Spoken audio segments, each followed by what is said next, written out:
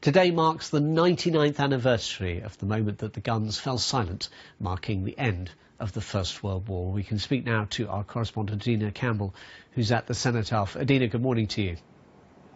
Good morning.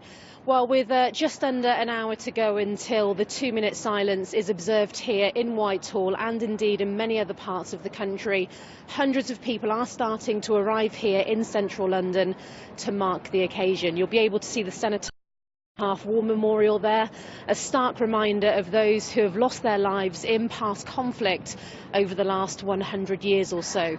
Now, today's events have been organised by the Western Front Association. Britain and its empire lost nearly 1 million men during the First World War on the Western Front, and I'm pleased to say that we're joined this morning by Colin Wagstaff, who's the chairman of the association. Thank you very much for joining us this morning. A poignant and moving day for many people. Absolutely, yes. We commemorate all those who died in the Great War, but also all those who are involved of all sides. It's not just the British, it's the Empire, it's also any combatants in the war, but it's also on the home front as well. That's important. And why have you decided to come here today on Remembrance Day rather than Remembrance Sunday tomorrow? In 1995 we revived the original tradition, which was to do it on the 11th hour on the 11th of November. And that was revived in, as I say, in 1995.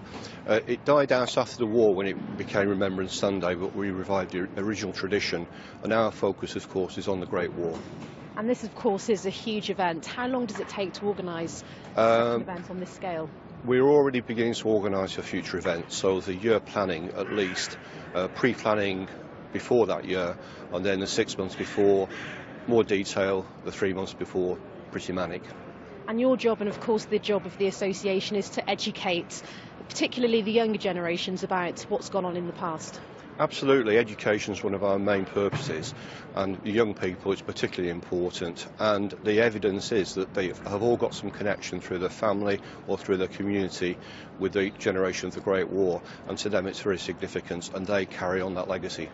Colin Wagstaff, thank you very much for joining us. Thank you. Well, tomorrow